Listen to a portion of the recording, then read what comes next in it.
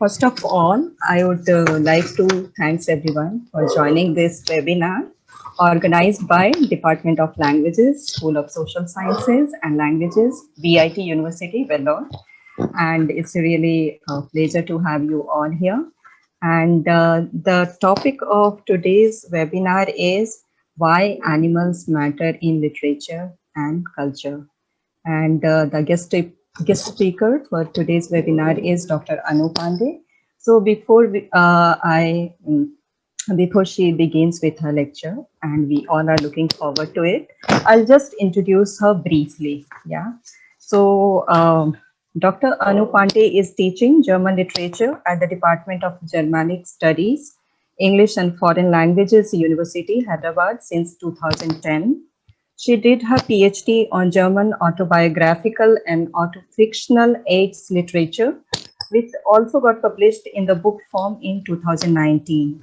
The title of the published work is Die Literarisierung einer neuen Krankheitserfahrung, HIV/AIDS in der deutschen autobiografischen und autofiktionalen Literatur. The English title, The Literarization of a New Illness Experience, HIV/AIDS in the German autobiographical and autofictional literature. Her research interests are in the following fields: representations of disease and death in 20th and 21st century German, French, and North American literature, autobiographical and autofictional writing, cultural and literary animal studies. Besides, there are quite a few other interests, like her interest in other fields as well. And yeah. So now Dr. Pande is at the moment engaged in developing a curriculum plan, which is animal sensitive, and is planning to write a book on literary depictions of street dogs. So that's her introduction. And before we start, Anu, you start, I just want to mention that after the lecture is over, all the questions, remarks, comments, whatever will be taken, and we can do the interaction with her. And also that this session is being recorded. So just for your knowledge. Okay. So over to you, Anu. You can start. So thank you very much, Aarti, for inviting me to deliver this talk. And I'm very grateful to you in person, as well as to the Vellore Institute of Technology for giving me this platform to do something that I have been wanting to do for a very long time. I've been wanting to engage with others in my field, people who are teachers in universities and colleges like I am, and to try to convince them that it's also important and worthwhile to look at animals and not only at human beings in what we do in and outside the classroom. So this is a really wonderful opportunity for me.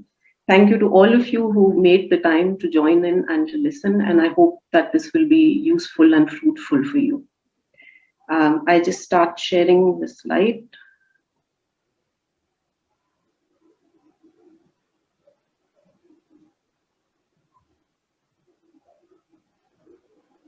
So, Aarti, can you see my slides now? Yes. Yes, all it's right. visible. Great.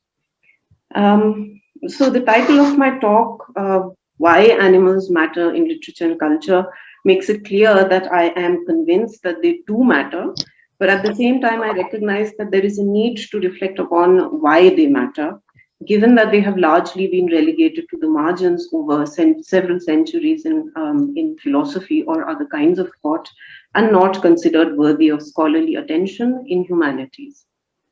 In answering this question of why they matter, I will start by outlining, firstly, the traditional approaches to the human-animal relationship, with a focus on three key terms that are pertinent here, namely the anthropological difference, secondly, anthropocentrism, and anthropomorphism.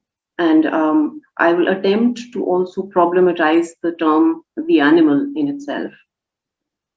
In the second part of my presentation, I will engage with what is called the animal turn, and try to tell you a little about what it is and how it has changed the world, and then what it means to do animal studies. In the third part, I will show how animals remain invisible in traditional readings of literary texts and propose animal ethical reading strategies to make them visible. The fourth part is a kind of a report about a serendipitous experience that I had as a teacher at the English and Foreign Languages University in Hyderabad, where I found that I was able to combine theory and practice, and this led to sensitizing students to the importance of animal ethics in and outside the classroom. I don't dare to call this experience an experiment since it was utterly unplanned, but I do believe that it can serve as an example to us in devising new ethical ways of dealing with literary animals. So on to the first part, the traditional approaches to human-animal relationship. We have a long history of human exceptionalism in human thought, coming on the one hand from the Christian notion of man as the image of God, as the only image of God, and on the other side in the form of Greek antiquities belief that humans alone have reason as opposed to other animals that lack reason.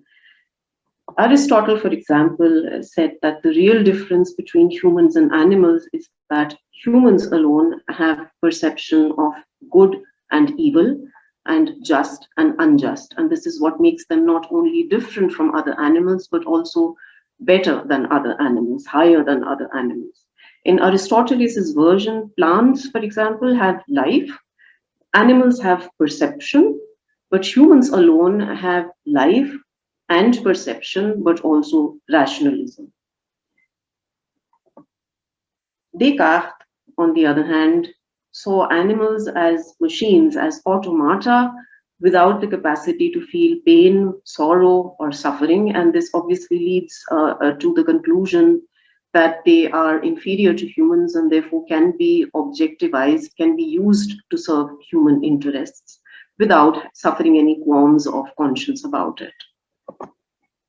Martin Heidegger spoke also about the differences between humans and animals and spoke in fact about an unbridgeable chasm that supposedly separates humans from animals, a difference that cannot be overcome, a gap that cannot be bridged.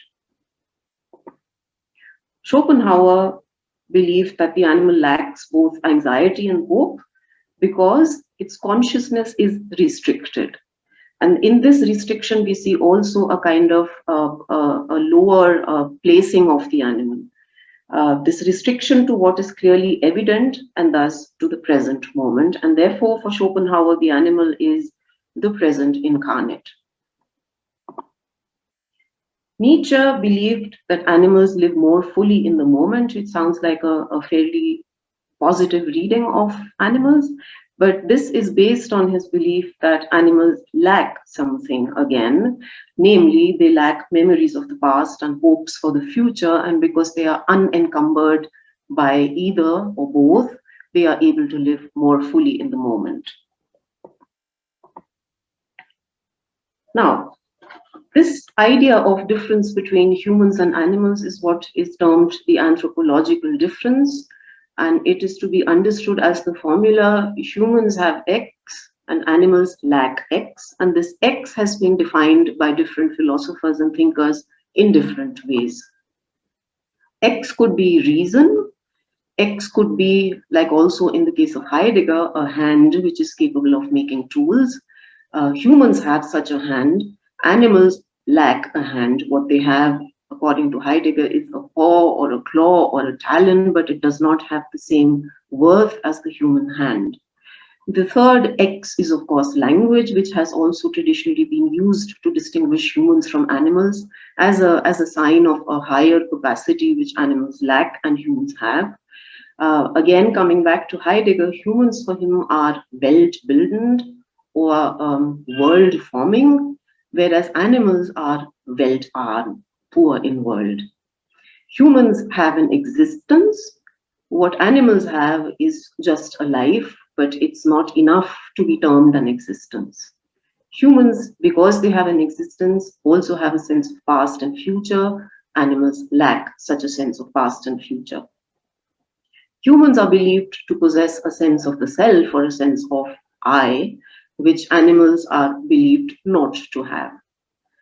Again, humans are also understood as higher moral creatures because they have empathy, because they can be altruistic, and animals are supposed to lack empathy and the ability to be altruistic.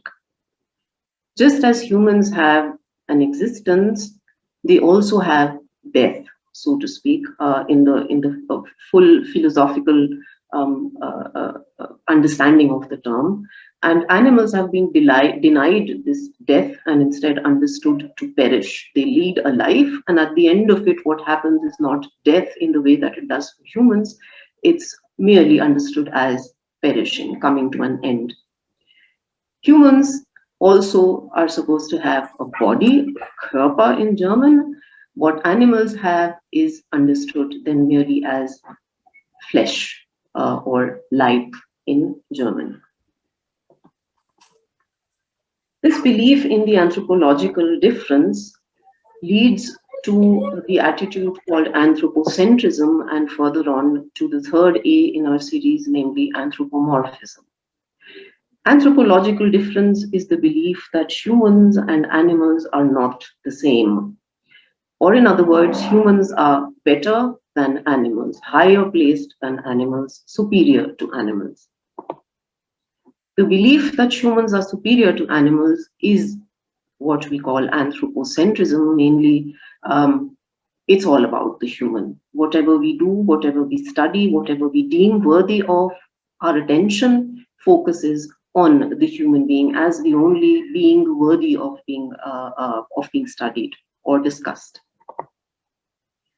In this anthropocentric worldview, the human is the subject, whereas the non-human animal is the object or the other.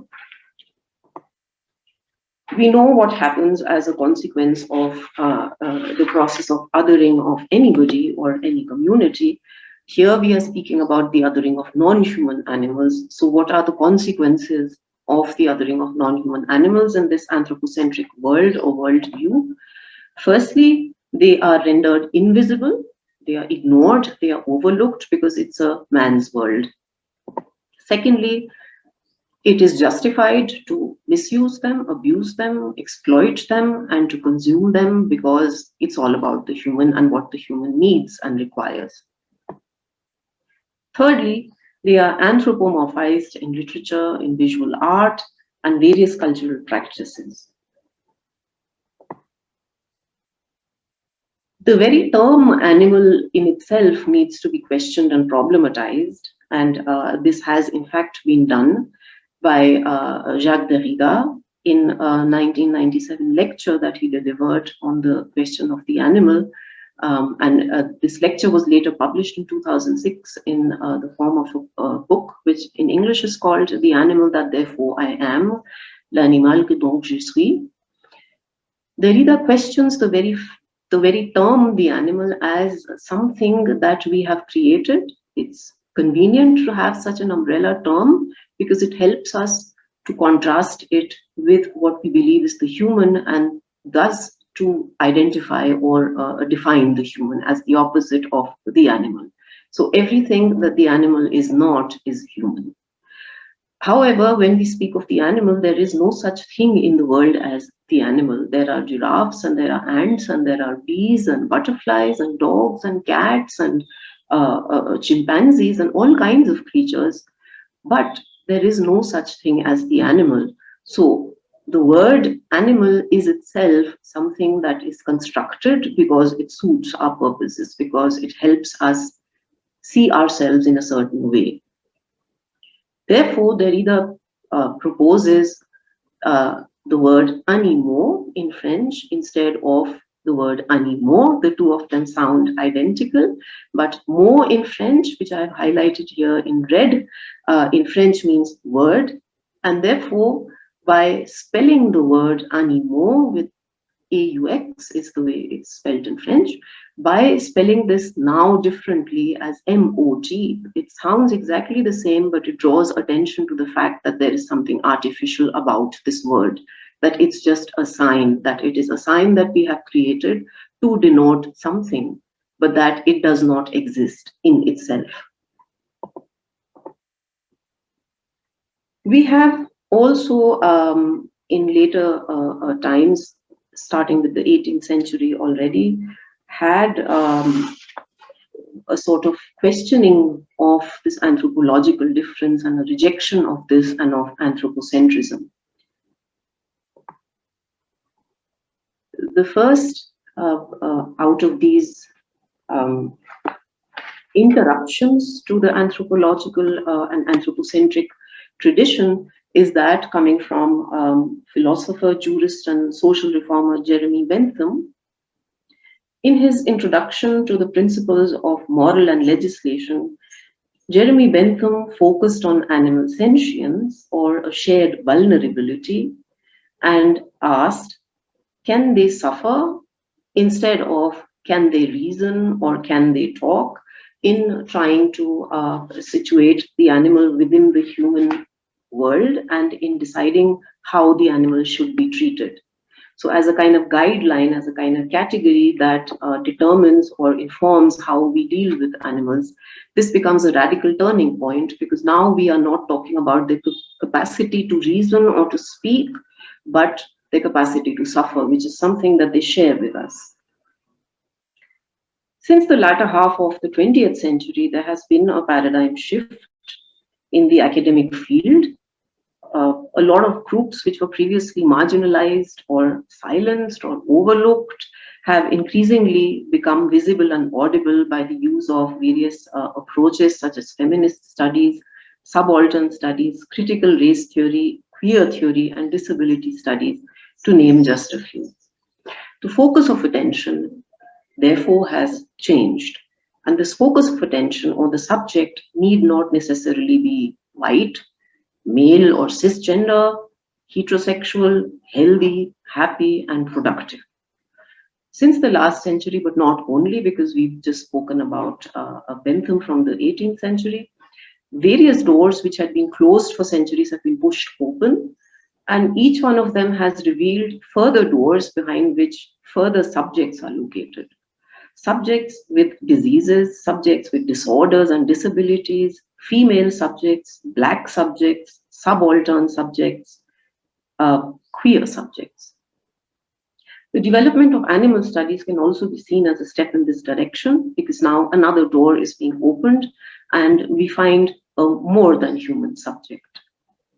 So some of the foregrounding views that have led to this sort of a discussion are what I'm going to be talking about now. And the next one here is Schopenhauer, whom I mentioned briefly again, but we come back to now. Schopenhauer believed that compassion for animals is intimately associated with goodness of character. So human character and a quality ascribed to it, namely that of goodness, is connected by Schopenhauer now to the way humans behave towards animals, not just to the way they behave towards other humans, but also to the non-human animal. And he believes that it may be confidently asserted that he who is cruel to animals cannot be a good man. The eternal being, according to Schopenhauer, as it lives in us humans, also lives in other animals. Nietzsche looked at the silence of animals, at the fact that they do not speak, not as a lack, but rather as a sign of wisdom, and believed that animals do not speak, not because they cannot speak, but because they do not need to speak. The level of wisdom that they possess is higher than that of humans, and therefore they do not need to present their thoughts in words. In the 20th century, Peter Singer published a seminal work titled Animal Liberation in 1975, where he rejected the attitude known since then as speciesism, namely the belief that a certain species is superior to other species, and this certain species, of course, is the Homo sapiens. He presented in this a general ideal of equality in how we treat one another, and the one another is not only, again, other humans, but also all others that inhabit the planet that we do. The most important thing that he laid stress on here, and which is relevant for all of us in dealing with animals in the classroom and outside, is the idea that equality does not need necessarily to mean similarity. That you can treat another as equal even if this other is not similar to you, even if it is an other, and not like you. Kenneth Shapiro, in 1990, uh, presented a study in which he tried to understand his dog through an approach which he called kinesthetic empathy. And this was an approach that he thought allowed him to understand dogs without anthropomorphizing them. He talks about his experience with the dogs, but this is, of course, applicable also to interactions of human beings with other animals. Shapiro's kinesthetic empathy consists in three moves. Firstly, empathy, and empathy is different from sympathy because you feel empathy with someone, whereas you feel sympathy for someone. And when you feel sympathy for someone, you place yourself at a different level from the object of your sympathy, whereas empathizing places the two on the same plane, on the same level. The second step for Shapiro in kinesthetic empathy was the idea of social construction. So, to understand a given animal, whether in real life, in the real world, or in a literary text, you need to understand the social setting in which the animal exists, be it in the real world or in literature. Is it an animal in a zoo? Is it a companion animal as a pet at home? Is it a working animal? Is it an animal out in the jungle? And that will determine also how you perceive and understand the dog. And the third step for Shapiro is that of personal histories, because each individual animal has its own past, it has its own story, it has its own history. And being aware of these, understanding these, will enable an understanding of that individual animal. This empathetic approach to the non-verbal communication of non-human animals is an attempt to understand them in the absence of a language we fully understand. Such as, how do we understand what, for example, dogs are trying to communicate to us? Kinesthetic empathy would enable you to look at their posture, it would enable you to look at their body language and their behavior to be able to communicate with them and to understand them. Kinesthesia is in itself a sensitivity to the body of another. And kinesthetic empathy, in that sense, is embodying the lived experience of another living individual, and thereby provides us a tool to gain reliable knowledge about the animal other in the human-animal relationship by taking its perspective into consideration, by taking the animal's perspective into consideration, even in a non-verbal form of investigation. This, in its sense, is not all that different from the way we conduct empirical research. If we are looking at, let's say, visitors to a museum or to a zoo or to a cinema hall or an institution, and we want to know something about them, if these are human subjects, we circulate questionnaires, we ask them questions, we conduct interviews. But we don't only orient our findings by what the respondents put down on paper or which box they tick or what they say in answer to our questions, but we also look at how they answer the questions, at their body language, at their gestures, at the expressions of their faces. Now, for non-human animals, of course, you cannot circulate a questionnaire, you cannot ask them questions which will be answered in words and sentences the way we function, but kinesthetic empathy allows us to take the perspective of the animal in consideration when we try to situate the animal and ourselves in a human-animal relationship. The next and very significant moment is again Jacques Derrida. I mentioned the lecture that he delivered in 1997 and the book that was published in 2006. In this, Derrida says, and this is something that has been quoted quite extensively, the animal looks at us and we are naked before it. Thinking perhaps begins there. In this, Derrida is describing a moment when he is naked and his cat gazes at his naked body, and the philosopher feels shame or embarrassment. And this shame, or the feeling, the experience of shame, triggers a line of thought that leads to a radical questioning of all the ways in which the subject has been construed without question as a human subject in the long history of European thought. The gaze of a human subject would be expected to produce feelings of shame in the one being gazed upon, but if the same feeling is triggered by the gaze of an animal, here a cat, then it must follow that a real radical thinking about what it means to be a subject is called for, a questioning of a lot of long-held beliefs and presuppositions about subjectivity being something exclusively human. And this rethinking must begin with the acknowledgement of the cat's gaze as a neighbor's gaze. However, the cat as a neighbor does not imply any similarity between the human and the cat in this encounter. In fact, Derrida's cat is like no other, what he calls l'autre absolu, the absolute other. And this absolute alterity of the cat, the disquieting experience of an aging, naked philosopher meeting non-human eyes upon him, is what makes philosophical and ethical demands of him. Donna Haraway also does not refute the otherness of animals.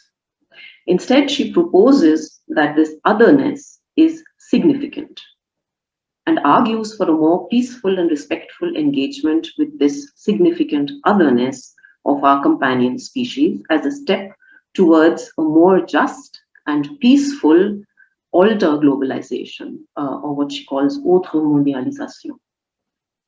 Encounters with significant otherness take place in contact zones. These contact zones may be narrative as well as material. The notion of contact zones comes from colonial discourse. At a first naive glance, it would seem to denote the border between the colonizer and the colonized as the site of domination, where the gaze or power or violence or influence of the colonizer works upon the colonized to control, subjugate, mold, and civilize them according to the will and needs of the former, that is the colonizer. Post-colonial discourse reads the contact zone, however, in a different way, as a site of encounter. And since an encounter is necessarily a two-sided affair, what really takes place is not only the gaze or influence of the colonizer on the colonized, but also the other way around. New transcultural forms, what Baba would call hybridity, emerge in the contact zone produced by colonization and strategically reverse the process of domination. Thus, post-colonial discourse sees contact zones as sites of production where different forms of knowledge, people, technology, elements, and also non-human life grapple with each other in conditions of uneven power. In her book, Imperial Eyes, Mary Louise Pratt describes contact zones as, and I quote here, an attempt to invoke the spatial and temporal co-presence of subjects previously separated by geographical and historical disjunctures, and whose trajectories now intersect. By using the term contact, I aim to foreground the interactive, improvisational dimensions of colonial encounters. A contact perspective emphasizes how subjects are constituted in and by their relations to each other, often within radically asymmetrical relations of power. End of quote. Examining contact zones raises questions about practices of knowledge making, uneven structures of power, as well as decipherability. This This notion can be expanded to include Haraway's idea of interspecies contact zones.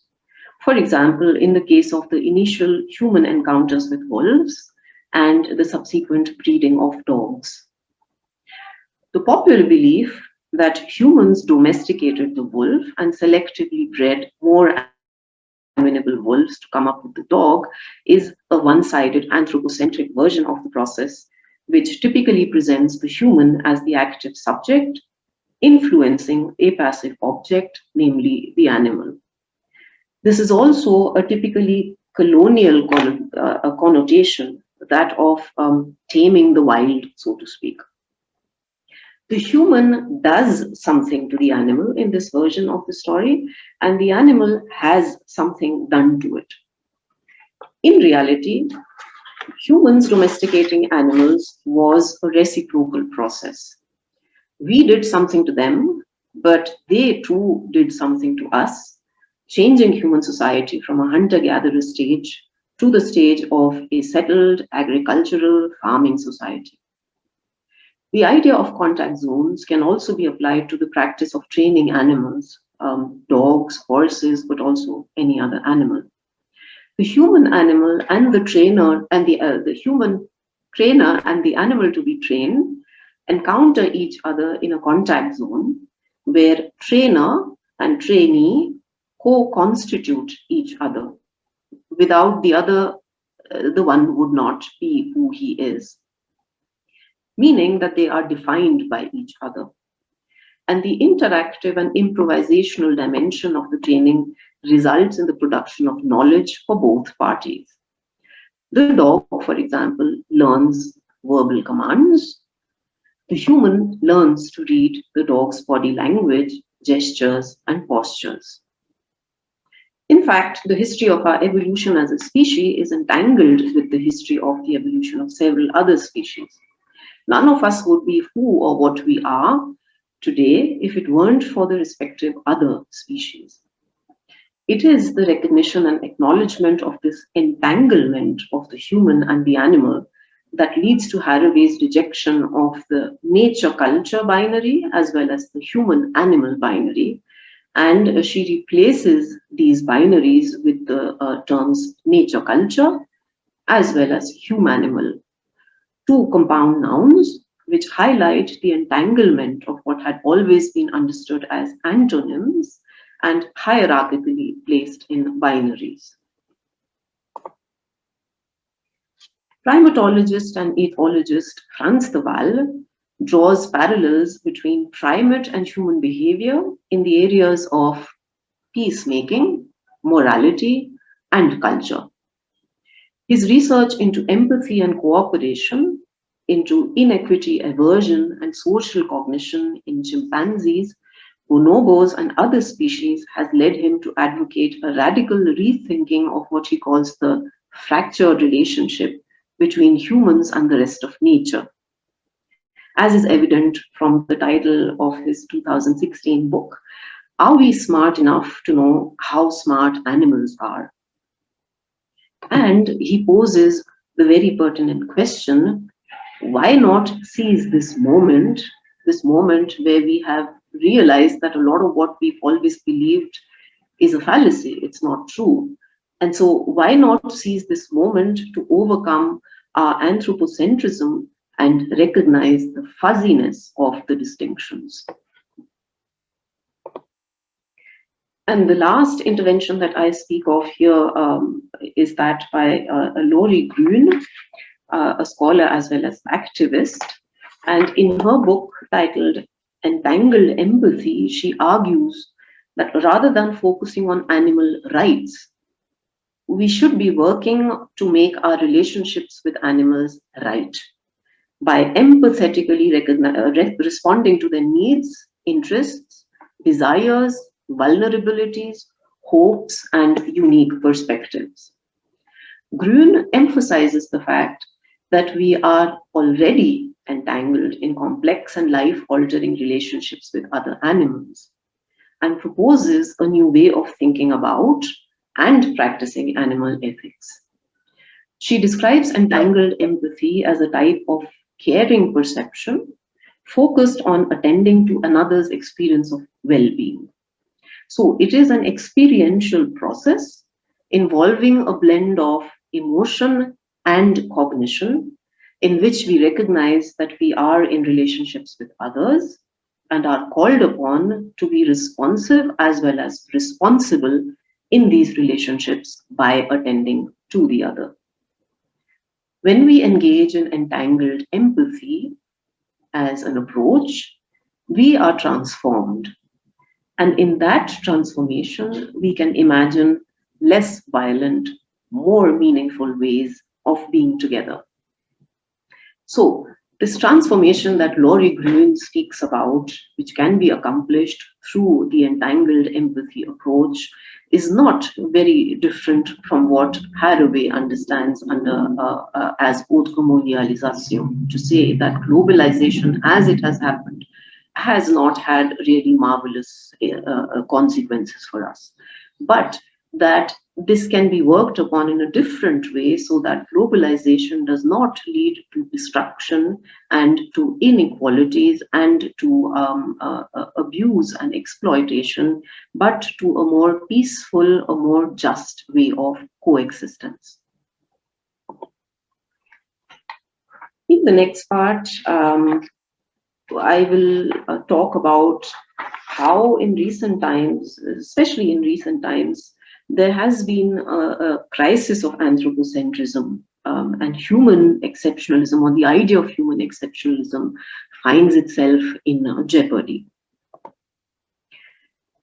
Scientists have been able to document and prove that human bodies consist not only of human cells, but also of microbiota. So trillions of microorganisms, including bacteria, viruses, as well as fungi. So the whole idea of human exceptionalism, we are human, others are not, is questioned when we realize that we carry within ourselves other beings all the time. Researchers have also observed and documented instances of non-human animals displaying tool-making skills, again, something that was always believed to be an exclusively human capacity, as well as ritualistic behavior. We also know that we share a lot of our DNA with other animals, and really a lot of our DNA. So for bonobos, chimpanzees, it's as much as 98.7%. For gorillas, 98.4%. Coming down to cats, it's still 90%. Mice, 85%. Birds, 65%. Chicken, 60%. And even the fruit fly that we would not consider as in any way similar to us or related to us shares 61% DNA with us. There are some animals about whom there is a lot of information also available online. These are only some of the more famous cases, the star animals, so to speak, but there are, of course, many more that I do not mention today. Coco the gorilla, for example, learned American Sign Language and also exhibited a deep attachment to her kittens. So again, this sort of idea of humans having pet animals that they are deeply attached to, that they care for, that they look after, this behavior was demonstrated also by Coco the gorilla. Bonobo apes in captivity shared their food treats with apes in the next enclosure, even if these apes were unknown to them, not their friends, not their brothers, not their fathers, not related in any way, but complete strangers. And even if the giver was not rewarded in any way for sharing his or her food treats. This shows us that what the bonobo apes demonstrated was empathy and altruism. Again, something that has largely been ascribed only to human beings. A border collie dog named Chaser knew over 1,000 words. But more than this, she exhibited the capacity to learn new words on her own through inferential reasoning by exclusion. So if you gave, she was taught by being shown an object and being taught the name of that object. And then if you placed 500 objects in a pile and asked Chaser to find something and gave her a word that she did not know yet, then Chaser had developed the ability to go through the 500 objects and infer that she knew that 499 of them were called what she had learned, but there was one object that she did not know yet, and therefore that must be the object which corresponds to the word that she has heard for the first time. Several tests which are used to gauge animal cognition, such as the famous mirror test for self-awareness, actually show us the limits of human cognition rather than the limitations of non-human animals. Humans are visually oriented, non-humans aren't always. So a lot of animals orient themselves in the world by their sense of smell, or some do by sonar or by other capacities. And therefore, devising tests, administering tests that would work with the forms of cognition that humans have, but animals don't have, basically mean that the tests are flawed, the methodology is flawed. And therefore, the results of such tests do not show the limitations of non-human animals, they show the limitations of the tests themselves, as well as of human cognition. And they seem to suggest, therefore, that it is time to rethink the tests as well as several definitions of what it means to be human and what it means to be animal. Haraway says, if we appreciate the foolishness of human exceptionalism, then we know that becoming is always becoming with, in a contact zone where the outcome, where who is in the world, is at stake. To be one is always to become with many. To be human is not to be human in a vacuum. It is that we have become the sort of human that we are because we have become this human with many other species.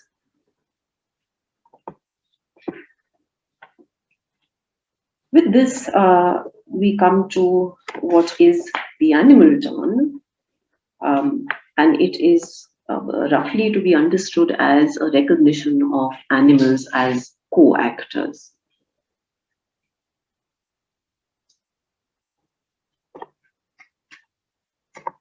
If we say that this is the anthropocentric worldview, the human in the center as the most important, and everything else around him at his disposal to be used by him or her, then a revised worldview after the animal turn would conceptualize the world like this. The human is displaced from his position in the middle, in the center, and is made one of the others. In this image, we see that the human is still depicted in a different color, red, as opposed to all the other species and all the other beings, which are uniformly black here. And that I would interpret as a recognition of the fact that we have our limitations, which is what we just spoke about in the last slide, and the way in which we perceive the other in this world will go through our human filter, whether we like it or we don't. We do not have other ways of engaging, perceiving, understanding. But still, this is not the old-fashioned anthropocentrism. This is not then, in that sense, an ontological anthropocentrism. This is rather an informed anthropocentrism, where you realize that you can't help being anthropocentric sometimes, but you are aware of the limitations that this places in your path. The postmodern world, the world today, is too complex to be arranged in convenient binaries of subject, object, nature, culture, center, periphery, or human animal. Recent theoretical and methodological approaches posit instead that everything in the social and natural worlds exists in constantly shifting networks of relationships, and nothing exists outside those relationships. Nature and culture don't coexist alongside each other. Instead, they are inextricably entangled, as we saw with the example of Donna Haraway's nature culture, and the same holds true of the human-animal binary, which is increasingly being replaced with the terms human and non-human animals, or even humanimal, as in the case of Haraway, acknowledging that humans and non-human animals have interacted with and upon each other for millennia, thereby mutually shaping each other, which means that one cannot be studied in isolation from the other. And thirdly, humans and animals share the same fragile planet and ecology. And when faced with ecological threat, as is often the case in the Anthropocene, they find themselves in the same boat. In this outlook, agency is also understood in a different way. Agency is manifest only in the relation of actors to each other. In other words, in this revised post-animal turn worldview, animals too have agency.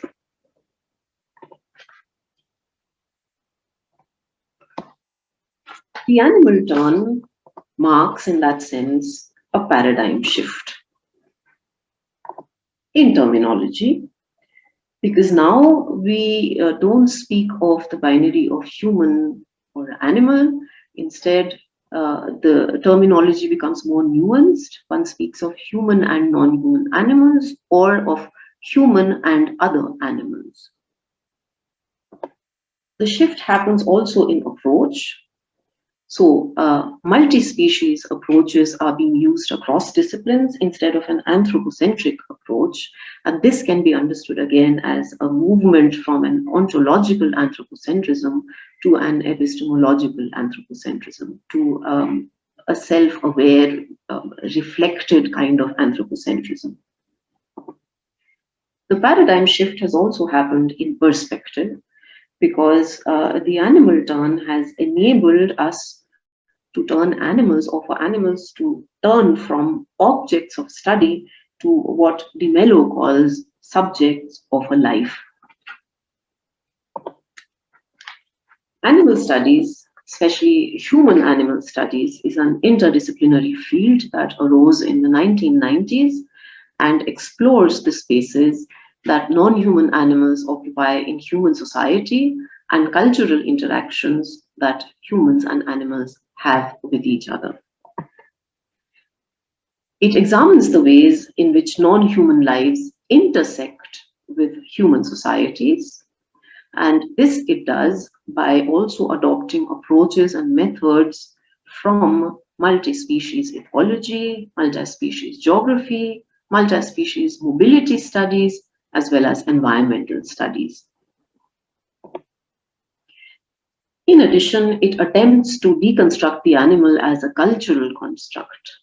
And what I mean by animal as cultural construct is, for example, the categories of animals that we have, and we've internalized them to such an extent that they've become that we stop being aware of the fact that we've constructed these categories. Be it the distinction between domesticated or wild animals, be it the distinction between pets or companion animals versus working animals, useful animals such as milch animals or vermin. Yeah, animals do not exist as these categories. We put them in the categories, but we tend to forget or overlook this very often. Also, it attempts to explore them as living beings with their own experiences, with their own feelings, perspectives and interests, as social actors and individuals. To this extent, animal studies attempts to make visible what was once invisible in scholarly inquiry, or taken for granted to such an extent that it was never considered. What Susan McHugh calls the disappearing animal trick. More about that a little later. Animal studies is in that sense much more than an academic field. Like women's studies, subaltern studies, queer studies, or ethnic studies, human animal studies research has real-world policy implications. Some of the major broad branches of animal studies and the broad areas of focus are one way of doing animal studies is to do it as animals and society studies or human animal studies, but it's not the animal per se that you're examining, but the animal in a network with the human. Another approach could be that of zooanthropology or anthropozoology, where, for example, behavioral biology in the interactions between and mutual effects of humans and animals on one another are studied. Critical animal studies empathetically rejects violence towards animals, criticizes power structures and capitalism as the driving force behind inequality, and attempts to bridge the gap between society, activism, and academic research. And the fourth one, which is literary and cultural animal studies, attempts to read or to reread actually non-human animals in literary and other cultural contexts critically and animal ethically. With that, we come to the non-human animal in literary texts. Animals, of course, have always been represented in literature and in art. I mean, if we just think about prehistoric cave drawings, then we find that besides depictions of human beings, what we find equally is depictions of animals. And starting from that as the first sort of cultural production until the present day, 21st century, and all the memes and the cartoon strips and the literary texts which have non-human animals in them make it obviously very, very clear that they've had a significance for us and that there's no looking away from them. That said, there can be something done about the way we analyze the literary animal. Traditional literary analysis looked at animals but only as metaphors, symbols, or other representatives of humans without any attention being paid to the actual animal. There are, in that sense, two types of literary animal representations as Bogarts defines them. One category would be diegetic animals, meaning animals as themselves, as living beings, animals as we would be also likely to find them in the real world that we inhabit. And secondly, the non-diegetic animals, the semiotic animals, who are presented in texts as representatives, as carriers of meaning, or as signs. Non-human animals in the real world are socially constructed, as we mentioned a little earlier, and categorized by us, and this naturally also applies to literary animals. A real animal is overloaded with multiple interpretations, a real animal in the real world. So just as an example, if we think dog, then there are a lot of things that we ascribe or that we can ascribe or that we do ascribe to the idea of the dog. Some would think of it as loyal, best friend, companion, the guard. Some would talk about the therapeutic effects that dogs can have for certain people. Others would look at the dog as something aggressive, as dangerous, as a menace, even as carriers of diseases, and in that sense as vermin, but also in certain cultural contexts as food. So the real animal is already overloaded with multiple interpretations. The author writing a text with an animal in it invests it also with certain meanings. Tenzer, interestingly enough, says that each kind of writing about an animal is a distortion of the animal or a falsification of the animal. We represent, we depict, we pack the animal into a shape that is informed by our prejudices, our likes and dislikes, as well as our level of knowledge of the world. In the next step, the readers too give the literary animal a form or an interpretation of their own, which is likewise informed by their lived experiences, their prejudices, and what they know of the animal in the real world. Reading the literary animal through the prism of literary animal studies involves being aware of all of these filters and making aware of all of them, taking these filters into consideration and making them visible. So, how to read animal ethically? Bogarts sees animals as biocultural hybrids. And therefore, an animal sensitive or animal ethical text interpretation should also reveal the cultural and social influences that the literary animal has been exposed to by a process that consists of 3 steps. First one of them, contextualizing. No animal text exists in a vacuum.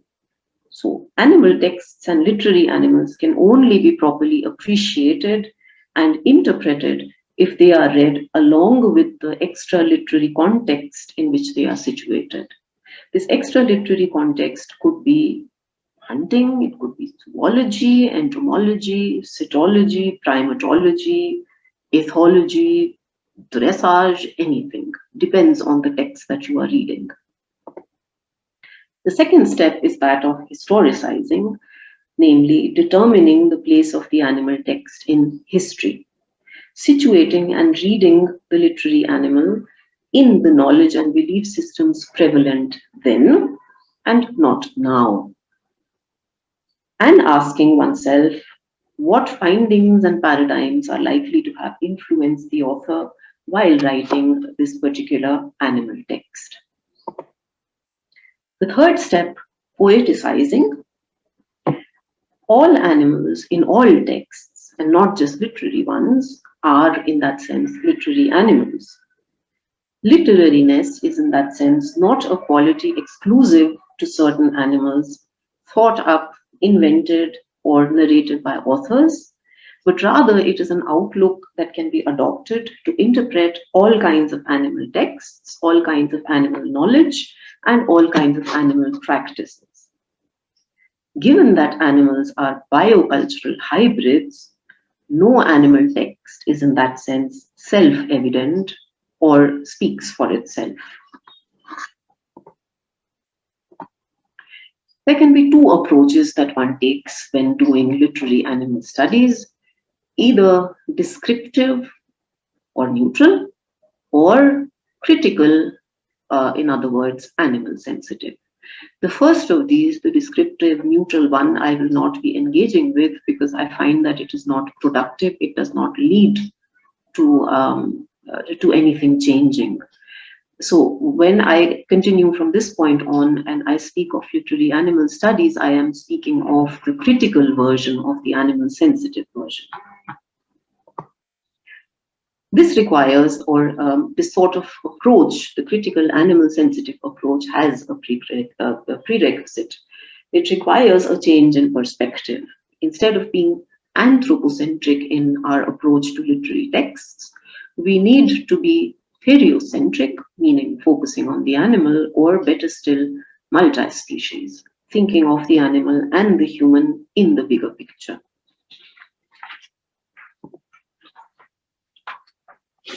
Literary animal studies focus on the real animal as an individual with some measure of autonomy, agency, voice, character, and as a member of a species with a nature that has certain typical capabilities and limitations, in the words of Shapiro and Copeland. This is also supported by other theoretical and methodological developments, such as the actor network theory, which I mentioned a little earlier. Latour, for example, says that it is time to completely bypass the old dualisms. Nature, culture, human, animal, man, woman, center, periphery, be what it may be. Instead, we should tackle the world of actualities, the world as it actually exists. And these actualities are networks, or what she calls assemblage, which contain unique complex and changing populations of people, organisms, things, substances, and processes. All manners of things are variously entangled together in formations or networks in the making of the world. All elements of the network, in that sense, are actors, or Latour proposes another term, actants, because actors still sounds too much like we are talking about a human being. And these actants, all of these actants have agency, and again, alternate a term for this is that of actancy, again, to take away the focus on the human. Thereby, we find that the human subject is decentered.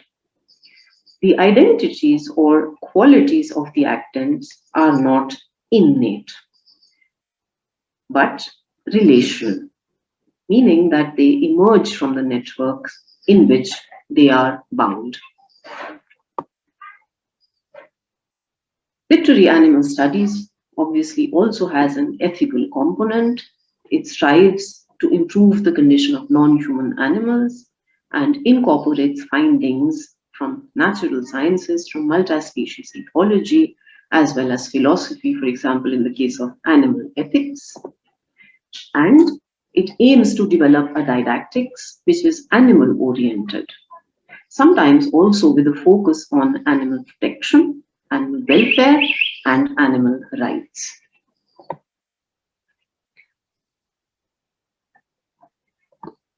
Questions to ask about the literary animal when we are confronted with a text with an animal in it. First question would be, what is the type of representation of the literary animal in the text we are reading? Is it naturalistic, meaning that the animal appears as a living being as it would be in the real world? Is it allegorical, meaning the animal is a metaphor for something human and that is the only purpose it serves in the text, or that is the only way in which it is presented in the text? Or thirdly, is it a compassionate representation? Does it make us think about or reflect on how we engage with real animals? Next question, is the literary animal depicted as an individual with its own interests or merely as a stereotype? So offhand, if we think of Virginia Woolf's Flush, then we find that the dog Flush is an individual dog. It's a dog with its own interests. It's not a stereotyped dog as, something that contains the essence of dogness. It is a particular individual dog that is being talked about. The same thing happens in Thomas Mann's Herr und Hund. In English, I think it's called Bashan and I, where again, it's the story of a particular dog, an individual dog. Or another one that comes to my mind right now, probably familiar to people from German studies, would be Marie von Ebner-Eschenbach's Krambambuli, which is again about a dog, but it's a particular dog and it's not just stereotyped. It is a dog with its own interests, its own likes and dislikes, its own personality, so to speak. Next question to ask would be, how does the animal articulate itself in the text? Is it endowed with human language, as is the case in fables, for example, and also in some fairy tales, but also other texts? Is it able to express its animality using human language? Which forms of non-verbal expression are depicted in the text, if any? Yeah, so non-verbal expressions in terms of body language, forms of behavior, etc.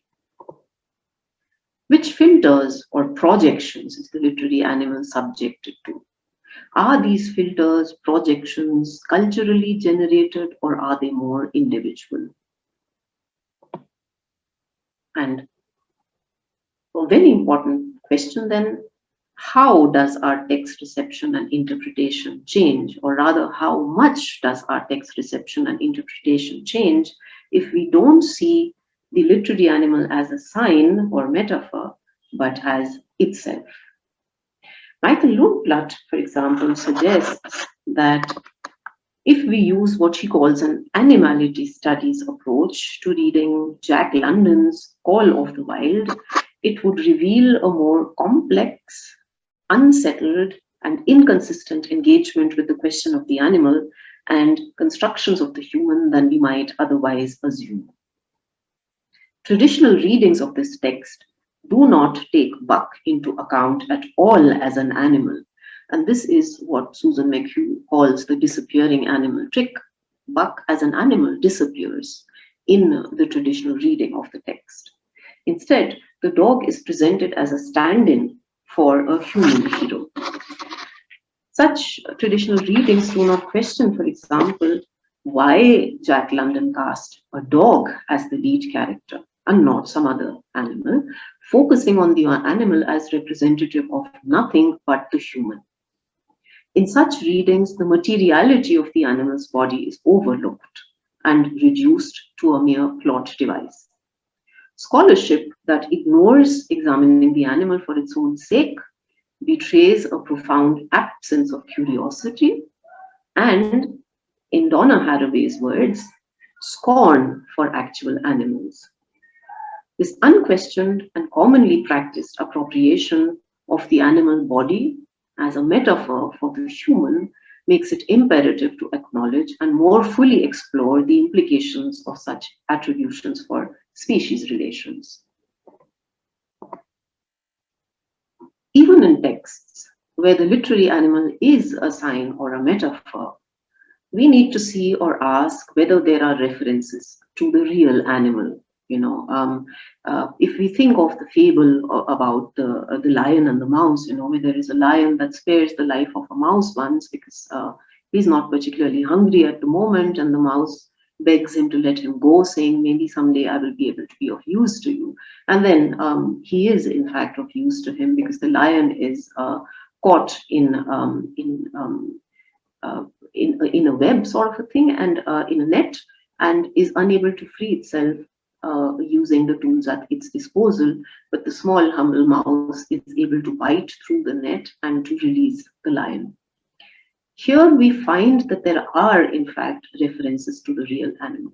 There are references to what the lion can do, to what its talons are capable of, to what its teeth are capable of, as well as what the small mouse is able to accomplish. So these animals appear in the text, and sure, they can speak, but at the same time they are presented as in such a way that they are like real lions and real mice. The same, for example, also with the fable about the hare and the tortoise having a race, and yeah, sure, we know that the tortoise is something that is a creature that moves quite slowly, and the hare is something that can move fast. Second question here, is that an inclusion of the animal's perspective? Is that an attempt to deconstruct the human gaze as the only correct one, and or to transgress the supposedly insurmountable human-animal difference? And this we can think about with reference to Rainer Maria Rilke's Dinggedi. I'm sorry, somebody needs to mute themselves. Thank you. Rainer Maria Rilke's famous Dinggedicht, Thing poem, Panther, is one such poem where where we will actually be looking at it today to see is the animal's perspective included, and in what way is there a deconstruction of the human gaze as the only correct one, and what sort of a human-animal relationship is presented there. To come to the question of the reflection of the human-animal relationship in the text, we need to see and to ask, is there respect for the animal in the text, or is there a lack of respect for the animal in the text? If we think of the story about the town musicians of Bremen, where there's a bunch of animals, 4 of them as far as I remember, that realize that they've become useless for their human masters and therefore risk being thrown out or killed, and therefore they escape and decide to move all the way to Bremen in the hopes of becoming musicians there. The story is about, or the moral of the story, so to speak, is about what teamwork can accomplish where individual efforts might fall short. But what remains hidden in the text or not focused on is the fact that the four animals find themselves out on the street or about to be killed because they have lost their usefulness, their economic usefulness to their masters, to their human masters. And this is an aspect that needs to be brought out in readings of the text. Another example that comes to my mind is that of Bullseye, the dog in Charles Dickens' Oliver Twist, who belongs to the vicious Bill Sikes, and the way Bullseye is treated by his owner, being kicked around all the time. Yeah, these need to be brought out. These need to be read as not normal instead of read over because it's not a text about the dog but about the human, and therefore we don't care what happens to the dog. The next thing is that of the behavior of the human protagonist. Is it species, or does the protagonist recognize the intrinsic dignity of the animal? Most of us would be familiar with the story of the Frog Prince. And there again, we see that the little princess is happy enough having the frog serve her because she has this favorite golden orb that she plays with, and it's fallen into a pond and she can't get in and retrieve it for herself. But she's happy enough promising the frog that she can come and stay with her and eat from her plate and sit next to her and sleep next to her if he gives back the golden orb to her, which the frog proceeds to do. But then we find that the princess has no intention of fulfilling her word. And why? Because this is not a prince, a human prince, this is a frog. In the text, we find that the thing that finally makes the princess accept the frog as an equal, as someone that she wishes to be with or does not feel disgusted by, is when he is transformed back into his original human form. And so we find again in that text that the frog as frog has no value, is ascribed no dignity. The moment that the protagonist frog gets dignity, starts being treated correctly by the others in the story, is when he turns into a human.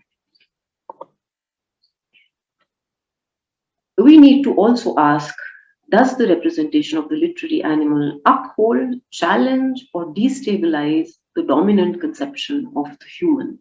Sorry, everybody, about the little interruption, but we try to pick up from where we were. So,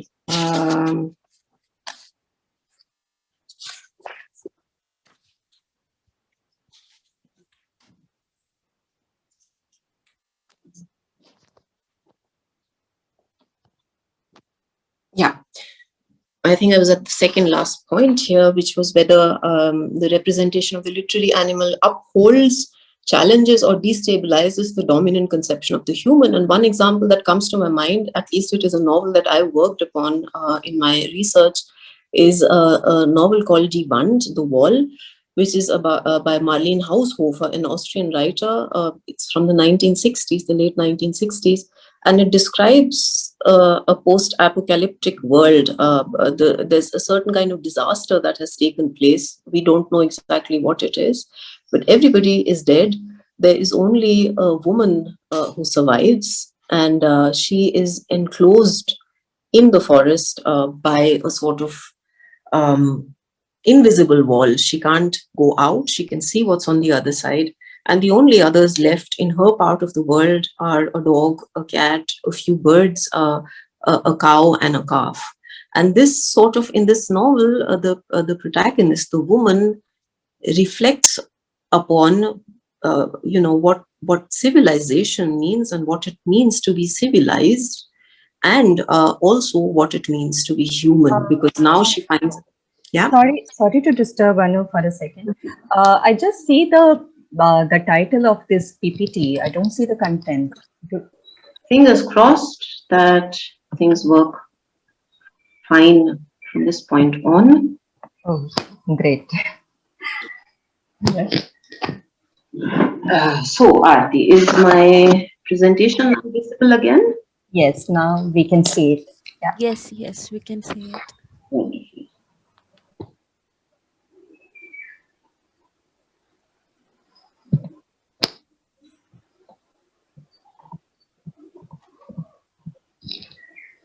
So here we were, and I was talking about the Wand, the wall, in which being placed in this sort of post-apocalyptic scenario, the human protagonist, a woman, rethinks what it means to be human once she finds herself outside other human society, outside of city life, in a world where there is no other human left, and the only companions she has are a bunch of animals. So, in that sense, certain signs can be found in most texts in which there is an animal figure. And the question to ask is always, what sort of a depiction is it, and is it challenging the way we've seen the human versus the animal? Is it upholding the categories? Is it destabilizing them? Is it challenging them outright? And lastly, whether the text has an educational function. What does it teach, or rather, what can it teach? And whether what it teaches should be restricted only to the humans, or whether it can be extended to a sort of multi-species world. Two reading strategies which I propose here to make the animal reappear. The first one is that of close reading or reading literally, more or less to be understood as a post-structuralist approach, reading without considering what the author might have intended or what the author would have liked the reader to make of the text. This will help us to perceive the depiction of the exploitation of animals as itself, and not as a reference to the exploitation of humans, not as a symbol or metaphor for the exploitation of humans. The second one, the more conventional sort of reading, can also be done, but with a caveat, namely that you recognize or you agree that, yeah, sure, eventually it's all about the human, but the moral of the story, in that sense, can be extended beyond its implications for human society or for human protagonists to include its application to a multi-species world, which I have attempted to also discuss when I was talking about the town musicians of Bremen. On the one hand, the moral of the story, conventionally as it is deduced from the fable, is that teamwork will win the battle and enable you to do what you in your individual capacity might not be able to do. But that's the lesson for the human world. There can be a moral of the story which is about a multi-species world if one focuses on the kind of injustice and cruelty that the animal protagonists in the story, in the fable, have been subjected to. And then one needs to look for reflections, of course, of the human-animal relationship in the text, of the times when the text was created, when it was written. We try to do some of this using Rilke's Dinggedicht der Panther im Jardin des Plantes, Paris, 1902, as an example of an animal studies kind of reading of the text. Traditionally and typically, Rilke's panther is interpreted as the human spirit or the artistic temperament or human potential, which is smothered by the metaphorical caging of man, by the demands of everyday, mundane, prosaic, or banal life, or by economic necessities. Or it is read as an allegory for subjugation, colonization, loss of freedom, control by another, be it an individual other or an institution, as well as slavery. But in all of these readings, in all of these representations and understandings of the panther, of Rilke's panther, the panther as itself is made invisible.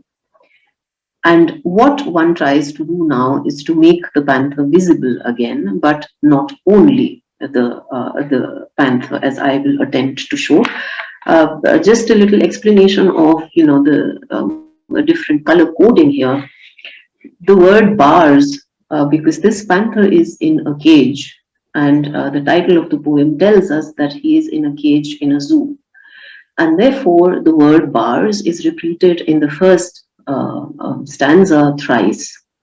This is what the panther sees. This is the lived reality of the panther depicted in the poem. The words that I have marked in blue, weary, cramped, tensed, arrested muscles, paralyzed, refer to the panther in the zoo as he is being seen and described in this poem. The words in red are words that refer to things that belong to the panther as innate qualities, which, however, here serve as a contrast to his situation in captivity and evoke what the panther could be and indeed should be and where it should be.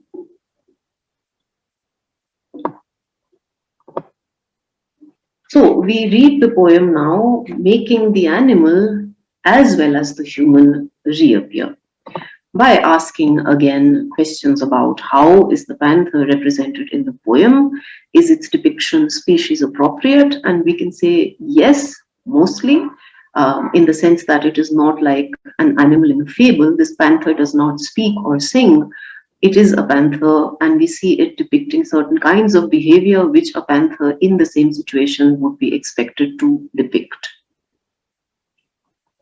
When we come to the first strategy, which is drawing a contrast between what is and what was, namely what should be, and focusing on the question of where and how should the panther rightfully be. In the poem, he is in a cage in the zoo, but we in our reading should also contrast this being in the zoo of the panther with not being where he should be, which remains unmentioned in the poem, but which is evoked by the idea of the bars and of the cage. We can read the poem in multiple ways. The first one is, of course, the traditional anthropocentric reading. The panther is merely a metaphor for the human, and that's it. The second would be a more ethical reading, where the panther is a real panther in a zoo. Yeah? And when we say he's in a zoo, we have contextualized him in the sense of Bogarts. He is a real panther in a real zoo in the year 1902, so we have historicized him, and we see that he displays the typical restless pacing observed in zoo animals. And kinesthetic empathy approach would tell us that these are typical signs of boredom or stress, this sort of endless, restless pacing around in circles that one sees in zoo animals.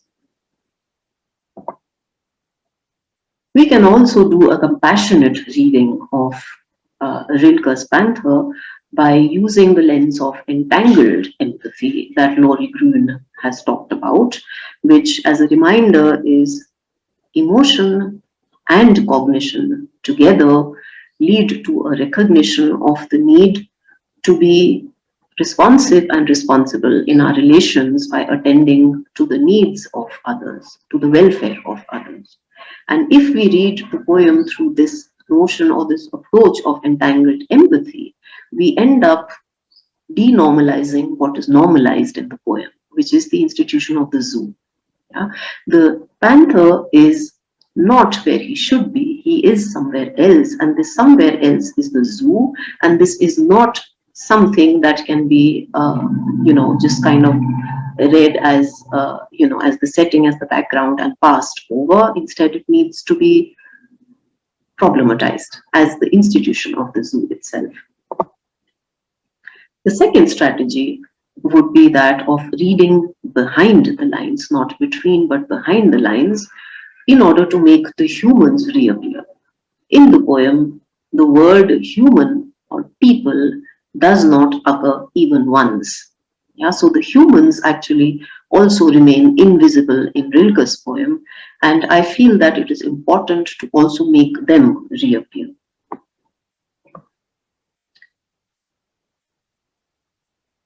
This will enable us, once we've made the human reappear, this will enable us to deconstruct the power structure in the human-animal relationship presented here, and enable us to ask the question of who gazes upon whom.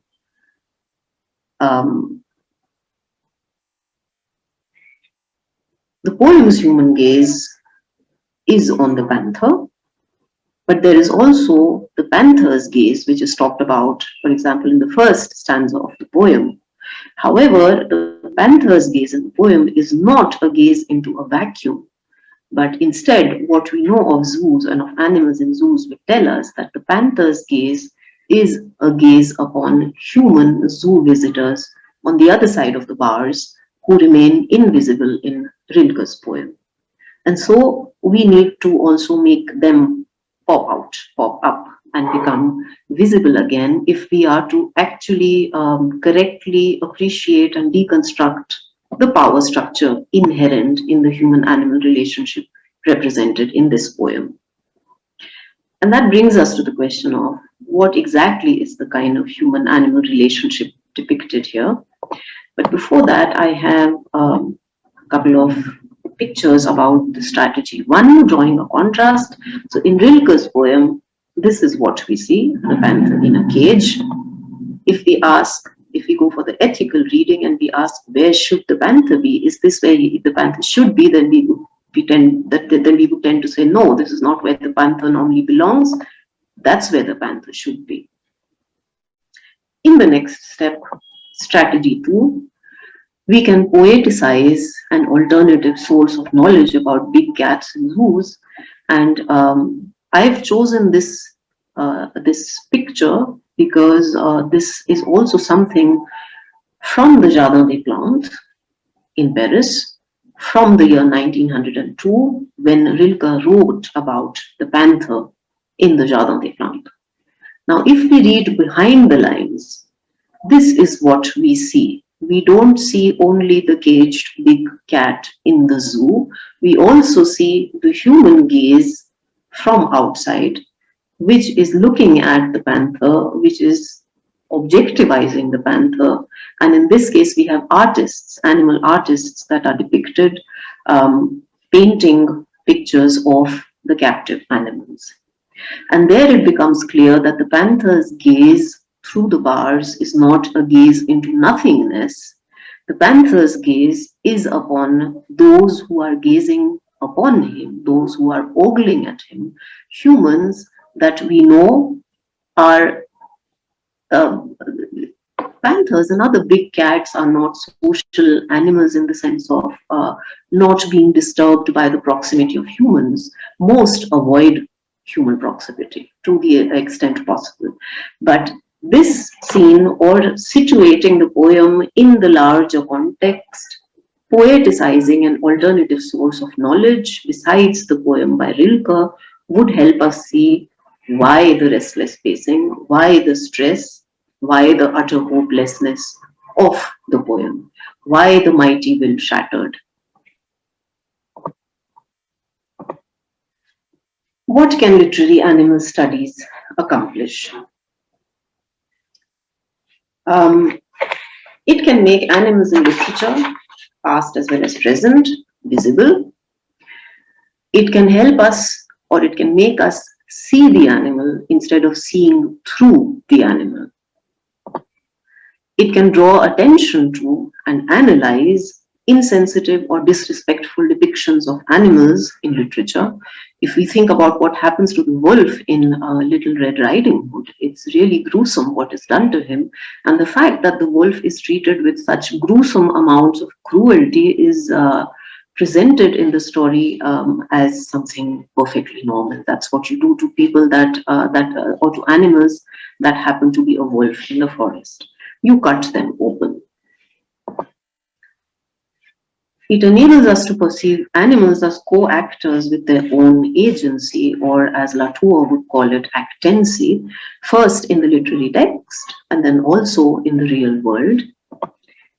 It can help us to develop and inculcate empathy in ourselves and in our students by adopting the perspective of literary animals and thereby surmounting the human animal divide. In this way, it can lead to a change in the way animals are perceived. Literature is not just a passive reflection, after all, of social reality, but it is a dynamic force. It is a discourse that can create a new social reality. Literary animal studies can also help in developing moral sensitivity. What literature can do, say Regan and Lindsay, as can probably no other discipline, is to reconnect us with the world of animals. And this is also probably one of the reasons why a lot of children's literature has animal characters in it. For the last part of my talk today, I would like to tell you about something, an experience that I had at the English and Foreign Languages University. This was about 3 years ago, and it's what I called earlier a serendipitous experience. This was a turning point in the way I perceived what I could do in terms of literary studies and how or whether I could include the animal in literary studies and make it happen not just for myself, but also for my students. And this turning point came about in 2018 when a group of students from the German Studies department at my university participated in rescuing a litter of puppies that was drowning in a stormwater drain in the month of August during a heavy monsoon downpour. Once they had rescued the animals, of course, the students continued engaging with their welfare in the coming days. So this was a process that lasted for about 3 weeks until the puppies were all adopted. And in the duration of these 3 weeks, we happened by chance to also be reading certain animal texts in my literature classes. And I found that these two things went hand in hand very, very neatly and in a very productive way. For a lot of students, this was, however, the first experience of really seeing animals and noticing their vulnerability. We know that there are animals around us in most cities and towns in India. We have animals out on the street. You need not have a pet at home to see and come across animals, but they are also rendered invisible if you don't really take account of them, if they are no more for you than the traffic on the street or the lampposts or the stones lying around. This, for a lot of the students who participated in this venture, was really the first time that they saw animals instead of just seeing through them and noticed their vulnerability. And for us in the classroom, it became the first step towards an experiential approach in reading literary texts with animal figures in them. In step 2, theory and practice went hand in hand.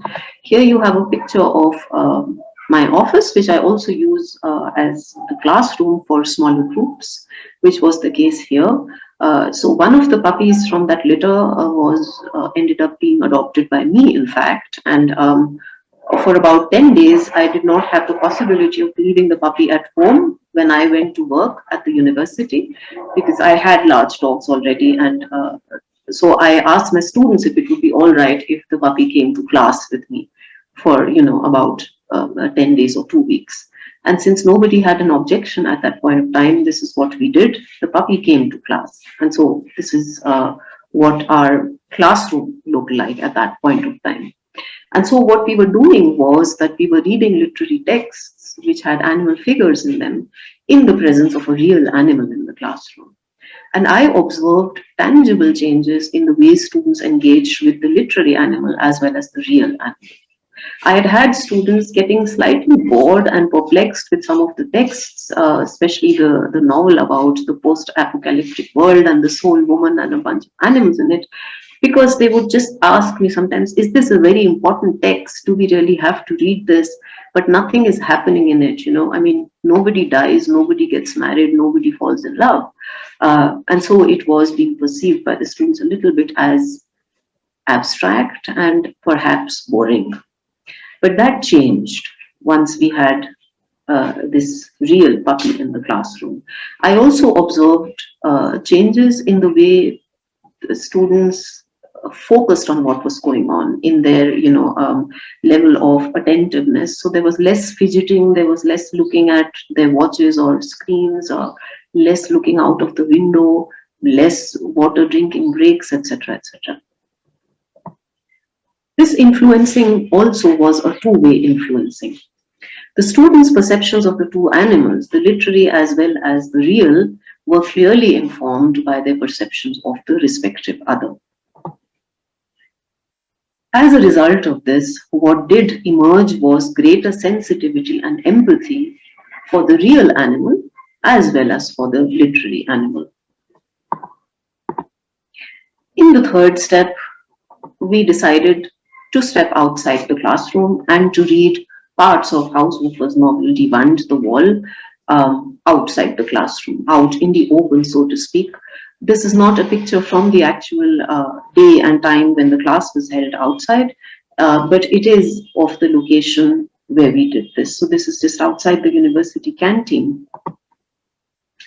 In sharp contrast to earlier attempts, which were largely unsuccessful, to read passages from the novel against the backdrop of the depictions or status of animals in philosophical thought, this time the students were able to deal better with extracts from the works of Heidegger, Descartes, Nietzsche, and Derrida, which pertain to the question of the animal and to the relationship between the human and the animal.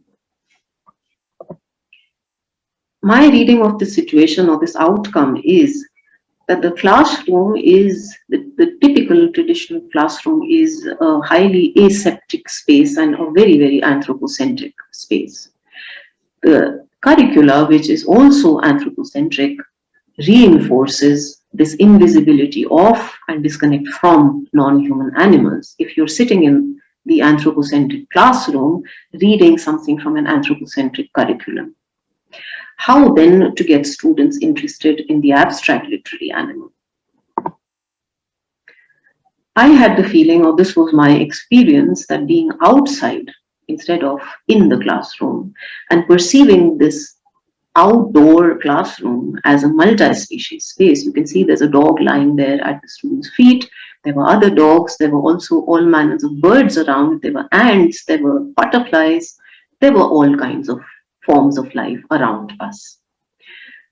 Perceiving the learning space, this classroom as a multi-species space, facilitated for the students the comprehension of the thought that becoming one or becoming human in that sense is always being with many. And this made the students' approach to animals on the campus as well as to the animals in the texts we were reading sort of easier. To sum up, I would say that there is a hermeneutic circle that operates also in animal studies. We have a context, which could be understood here as real animals in the real world, and we have a text in which there are animals present. The first reading or first understanding of the text would come from the context. What we know of real animals in the real world will make us approach and understand the animal in the literary text. In the second step, however, what we experience of the literary animal in the literary text will lead to a shifting, changing, broadening of our context. It will inform our understanding of real animals, our relationship with them, our approach to them in a new way, creating thereby a new context, which in the third step will lead to a fresh approach to the animal in literary texts. And this is a process that I believe animal studies, in particular literary animal studies, can do effortlessly and with consequences that are all for us, for the world, for the animals, for scholarship. In conclusion, I have attempted to highlight in this talk why it is necessary to see animals in literature instead of seeing through them, and how this can enrich not only our understanding of literature, but also of the world and ourselves. The human animal relationship already exists, but it is largely an unhealthy, unethical relationship, both in the real world and in literature. To some extent, the recent crisis has triggered an acknowledgement of the detrimental effects of anthropocentric development and the rampant misuse of animals. Unfortunately, however, it is not very likely that a few months of lockdown are going to bring about long lasting changes in the way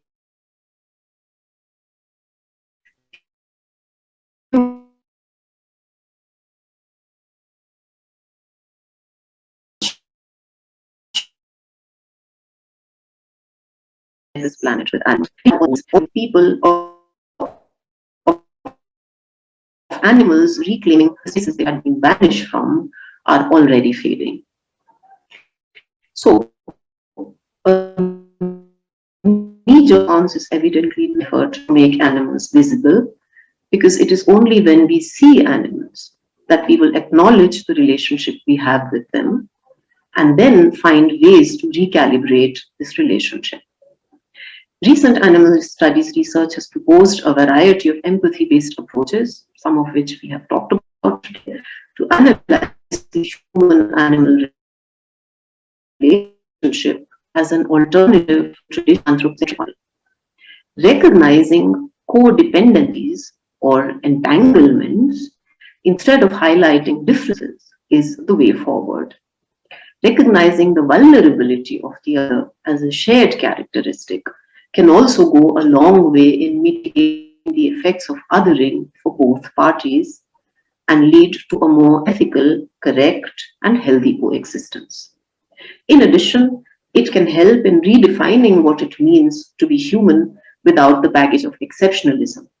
If we are receptive to the argument that the process of becoming who we are today is in effect intertwined with the history, I leave you with a few uh, useful animal studies resources for those who would like to read up in this field, or maybe want to integrate something in their own teaching or research. These are some of the things that I can recommend, but obviously there is a whole lot more out there. This is a really vibrant, growing field, and really worth looking into. Thank you very much for your attention. Uh, Thank you very much, Anu. It was really very insightful, very thorough, and very enlightening for us. And yeah, so yeah, it will maybe now we can just open the, like, we can just take up the question if anybody would like to ask something or make some remark or comment. You can unmute yourself and ask the question, or you can even type, put in the chat box, whatever makes, however you would like to do it. So, Hello. yes. Hello, hi, I'm Renu Krishna.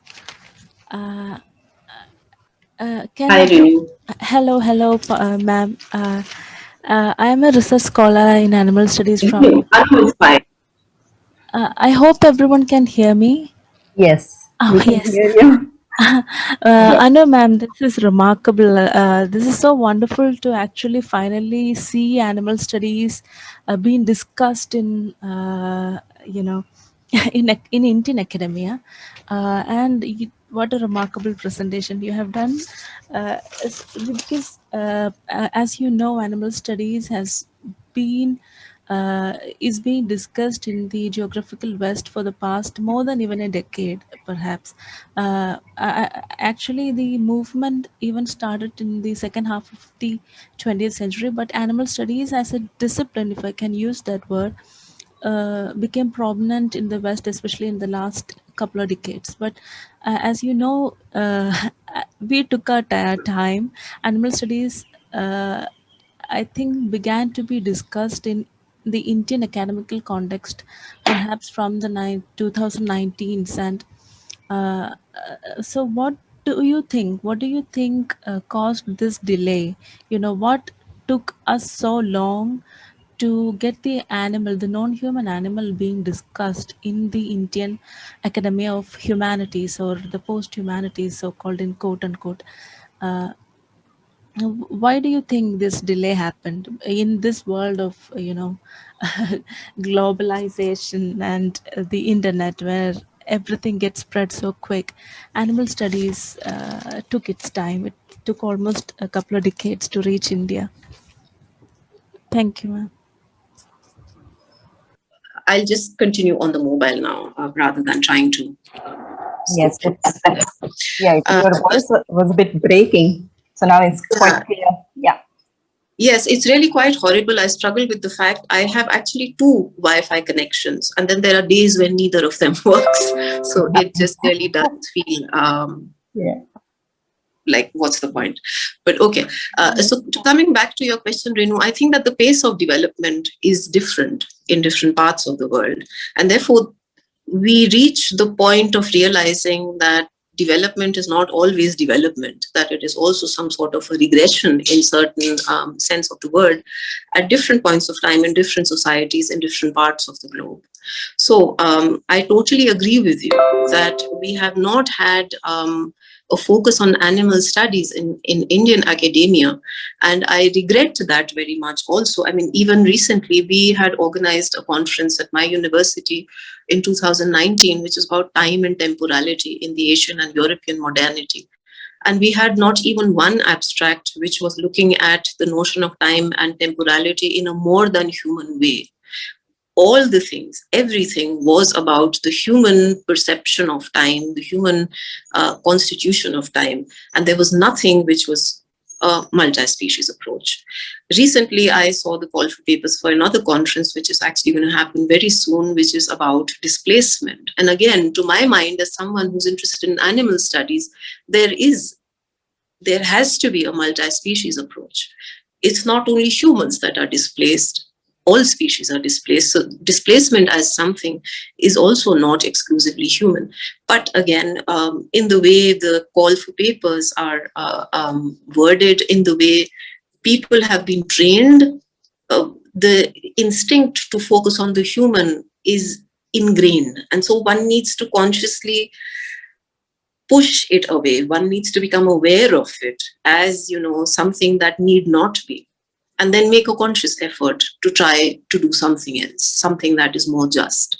So yeah, I think it has taken its time coming to India, and it will gradually move in. But at the same time, I think that what it takes to really establish something in a given country or in the academic scene of a given country is if it is institutionalized. If we had departments that were offering courses in animal studies, be it literary or critical or whatever, if there were departments, if there were curricula being developed, if there were books being published, if there were textbooks being written, if there were conferences being organized, more and more people would become aware of it, and more people would become interested in it. As long as it's not being done, we, or those of us who do want to work in this field, end up necessarily having to participate in animal studies events abroad, which is nice. But there has to be a sort of perspective developed, which is about animal studies in India. And that is something that I'm very keen on looking into. Thank you, ma'am. Thank you, ma'am. Wonderful. Thank you. Excuse me, ma'am. I just wanted to tell all the participants that there is a feedback form. It would be nice that you also take few minutes out just to fill it. And Anu, there are 2-3 questions in the chat box. Maybe those are quite interesting. Or let me see, because I struggle a little with the phone screen. Okay, I'm going to read it out. Maybe easier. Can you see it? It's 5 p.m. Ted. I see a question from Sunil. Okay. Okay, you can maybe respond to that. Okay. Kelle. Yeah, Sunil. So reading a text with hidden context. So I would like to know what are the possible context or backgrounds, and why are animals important in children's literature? Well, to answer your second question first, because that's the one that's answered faster. Animals are important in children's literature because animals are something that we can respond to with empathy, without getting into the question of are they useful or are they useless. And you will find that most children in the real world also are very attracted to animals. Any kind of fear that they develop, any kind of hatred or disgust or queasiness that they develop comes later. Yeah, there is this sort of instinctive reaching out to, or this empathetic reaching out to the other that children are able to do. And animals, in that sense, are perfect for children's literature because they are things that human children are also attracted to. But that also applies to the children, to the babies of other animals. They are attracted to human babies as well. So I think it has something to do with that. The hidden context, which I think you're talking about what I said in terms of reading behind the lines, to say you've got a text about an animal in which the animal is represented in a certain way. The ethical way to go about reading it and to make sense of the animal in the text would be to locate it in the context in which it is presented. There will be poems, there will be texts which will be set in, let's say, the landscape of hunting. And there, it will not be sufficient to just say hunting is cruel, hunting is horrible. This might be what you believe, and I believe it also, but that is not going to be enough of an approach. Yeah, it will be more important to do a more nuanced approach to it, because if you're talking about a text that talks about hunting, for example, in the 18th century, then you've got humans and you've got animals, but not only in the hunter and hunted situations, but you've also got the dogs that accompanied the hunters. You've also got the horses that they rode when they went on hunts, as well as the animals that they had around them.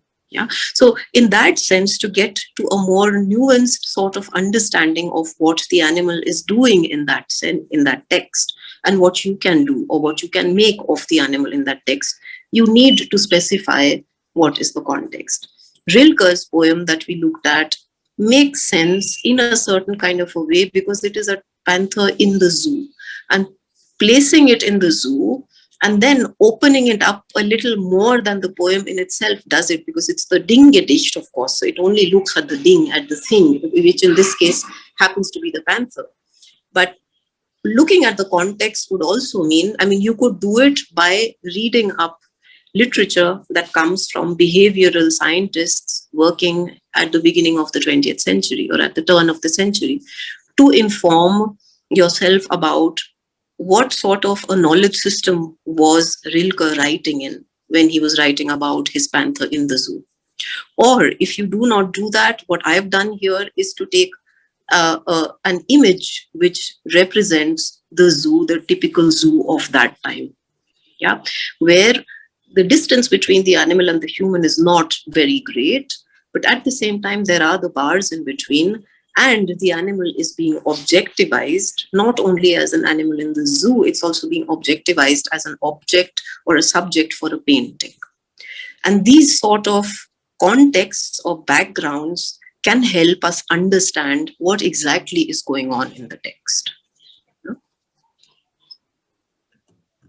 Okay, thank you for your detailed explanation, Anu. I guess there are 2-3 more questions, and maybe we can just take this one from Kanjilal. Do you see that one? The one with Kanjilal? Yes, I see it here too. Okay.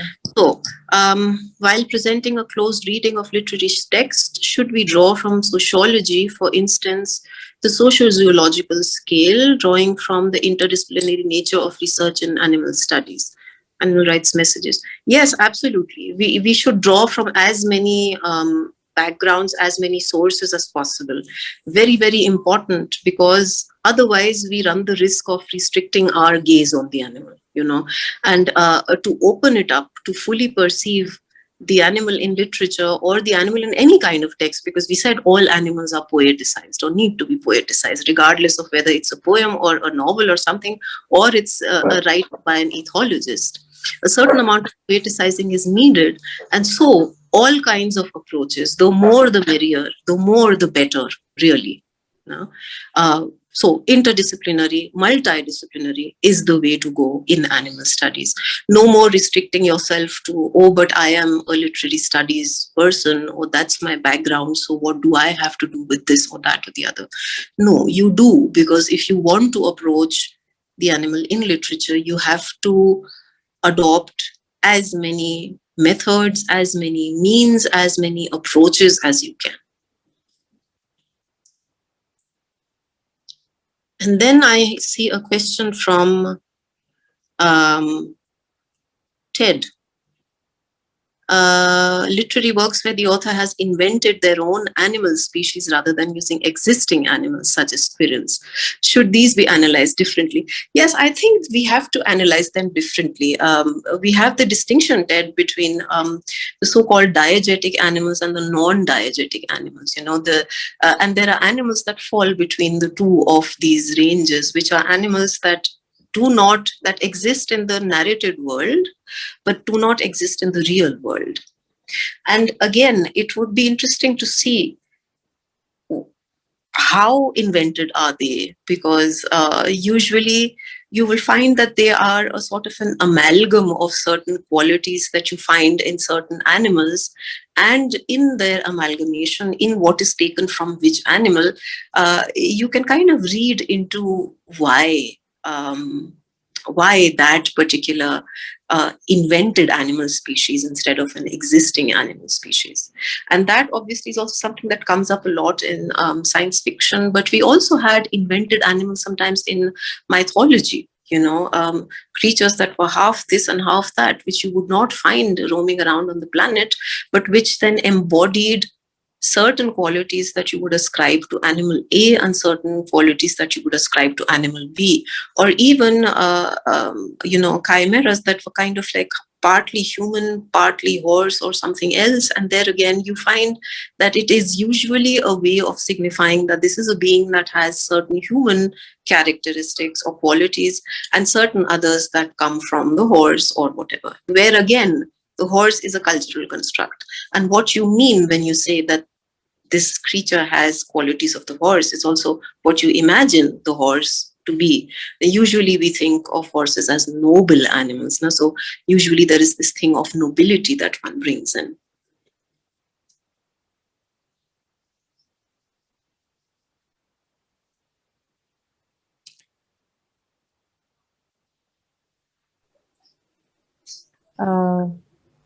Hi, Anu, there is another question by Ted. Do you see that? Question I just you just answered. responded? Oh, I'm sorry, because I just had to pacify my dog. So, okay. So, it's like having a multi-species webinar. I have my dogs also sleeping in the room while I talk to you about dogs. So it's, okay. Yes. Yeah. I also really let my dog take his most favorite place in the room so that he is very cozy and comfortable and doesn't really come in. So it was like, okay. So did you see also natural Abalova?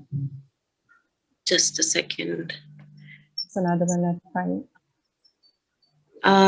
I think some of the questions from earlier, because I could see them as long as I was on my laptop. Yeah. But now when I logged in from my phone, I'm not seeing them anymore. Maybe you could read it out and I would try to take them like that. Okay. He's asking, as I understood from your presentation, I think you are fond of animals. How often do you go to the zoo? What is your impression of it? I am indeed fond of animals. I think I would not go so far as to say that one must be fond of animals to do human animal studies or literary animal studies. But I do think that it is inevitable that you will become fond of animals once you start doing this. This is my hermeneutic circle sort of an explanation. Engaging with literary animals will make you become aware of the real animals in your world. And once you become aware of them, you will look at the literary animal in a different way. And this process will keep replicating itself. So I think it's a win-win situation.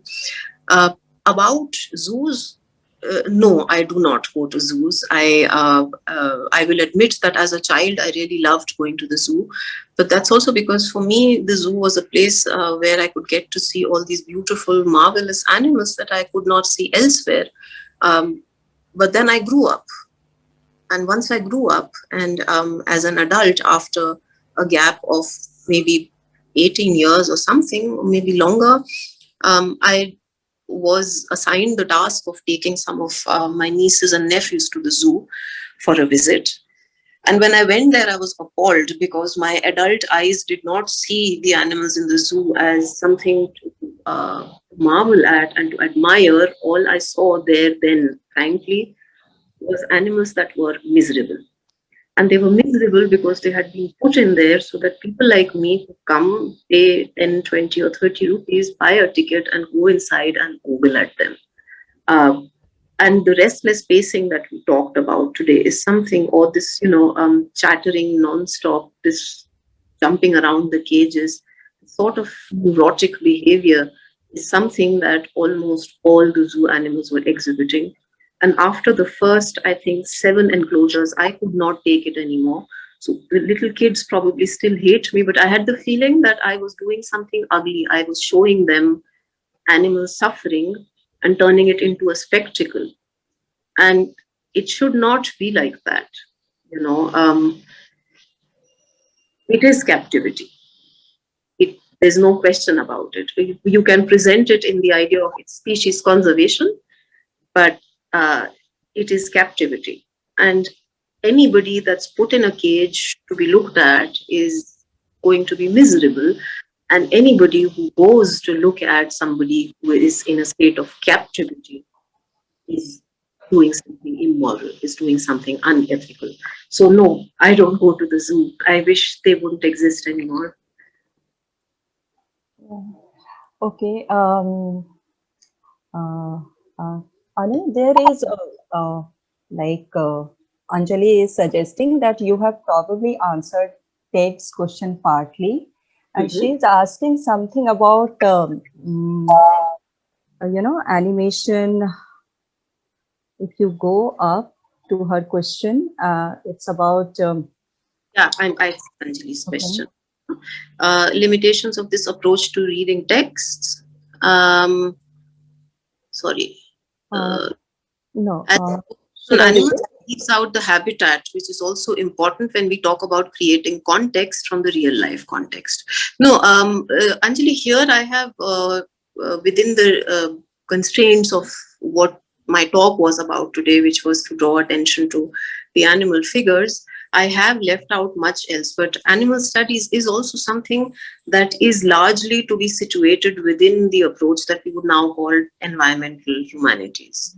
Moving away from the human and seeing the human as an element in the larger environment, and another element in this environment would be the animal. So absolutely, you would need to, for the larger picture, factor in the habitat as well.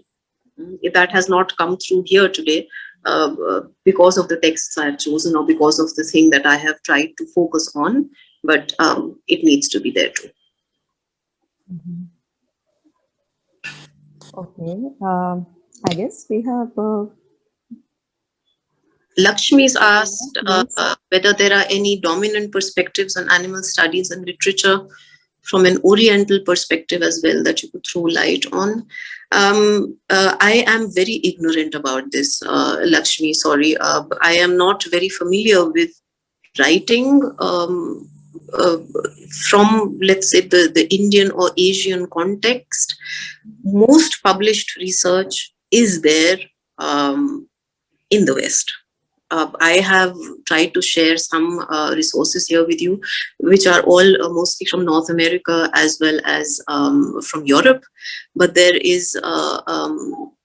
has to be something else. I am aware of a few authors in India who take the animal perspective or choose animal figures in their literature, but I am not aware of any academic work in the field really which focuses on a truly Indian or Asian perspective. I am thinking of, for example, an author called Mahadevi Verma who writes in Hindi and who's written this collection of stories published as Mera Parivar, My Family. And she was also somebody who lived along with a lot of animals, multi-species household, so to speak. And there are chapters in it, there are stories in it, which deal with her relationship with each one of these animals that has come into her life through some accident or serendipitously and has changed her life and how she sees herself and the world. So that's very, very beautifully done, but I am not aware of any academic scholarship emerging from this field.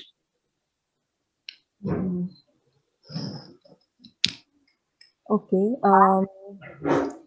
There is one more question. Maybe this is the last one that you can see again from Ted.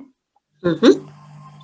Could you further reflect on post-colonial animal studies and how an engagement with questions of race, post-colonialism, etc., might challenge the metonym of witnesses as humanity? Do you see that? Blackness versus brownness as animality. So much of the critique of post-humanism, animal studies centers on the willful. Yes. Yes. Thank you, Ted. Yes. This is also really, really interesting and problematic at the same time, the way these sort of antonyms, these binaries are created. It's not just that we put two terms together. We also invest one of them with a positive connotation and the other one always with the negative, be it good and bad, white and black, man and woman, nature, culture, human, animal, whatever. And in these kind of binaries, again, I mean, gender plays a really strong role, which is why there are so many intersections between, feminist studies as well as animal studies, but also race studies, critical race studies, and animal studies. Somebody had written to me, one of the participants today, before the webinar, and said something really beautiful on the lines of all forms of exploitation and oppression start with the oppression of the animal. And I find that very pertinent because these are like parallels. If you subscribe to a view that is that of equality, that is of fairness and of justice, then you would need to apply it in every context, regardless of who is the victim and who the perpetrator. You would not shy away from saying that you stand up for animal rights if you are willing to stand up for the rights of women, or if you are willing to stand up for the rights or interests of sexual minorities, if you are willing to stand up for the rights of races that are usually marginalized. And so all of these do flow in together. And that's why post-colonial animal studies, and in particular what I find in Haraway, also in the works of Carrie Weil, for example, of taking notions from colonial discourse, turning them around for post-colonial discourse, and then expanding them so that they are also applicable to non-human life, have lessons in them for our engagement with other issues, with other complexes of scenarios, with other questions, and with other critiques. Yeah. You may or may not wish to engage, and I don't mean you as you, I mean you as the general open you. You may not wish to engage with a certain form of power structure, but unfortunately it is usually the same power structure and the same power balance, which then just adopts different forms in all of these scenarios, be it racism, be it colonialism, be it gender-based discrimination, be it speciesism. So yes, I do believe that this has to be the approach, and that it can be very fruitful in also sort of like an intersectional approach, to take in things from other disciplines, from other approaches, and to bind them together to come up with something that helps us resolve the question of the human and the animal, but also the question of white and black, and the question of man and woman.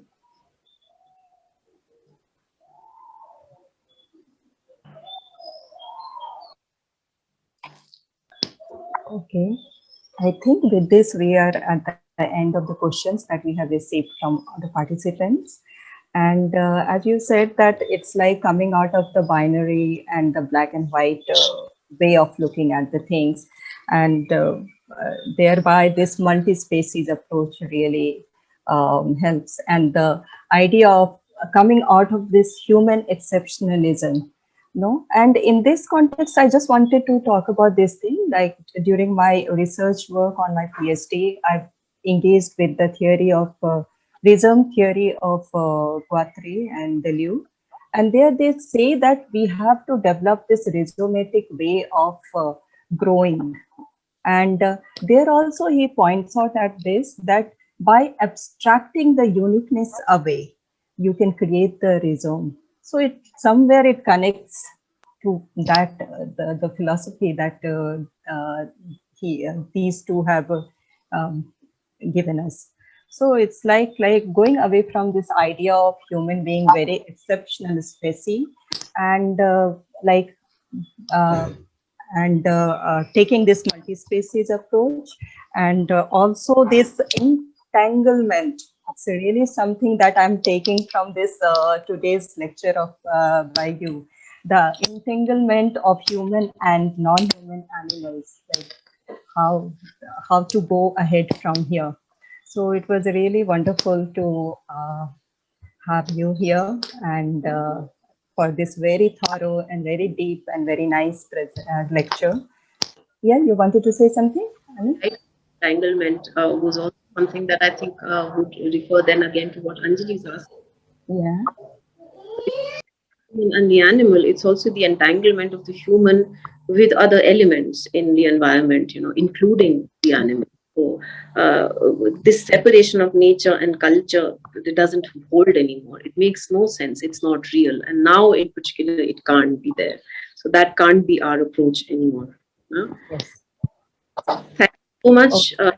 And thank you. Yes, I just wanted to ask Dr. Gaurav just to deliver the thanks note before we Yeah. wrap up. Yes. Before asking or giving the thanks note, there was a question, I think, which was missed by, I think, us, which was from one participant. I would just like to know, because it's an interesting question, and if Anu can just give her views on this. It is like, where would you place Orwell's Animal Farm, diegetic or non-diegetic? So, so I would like to know something like.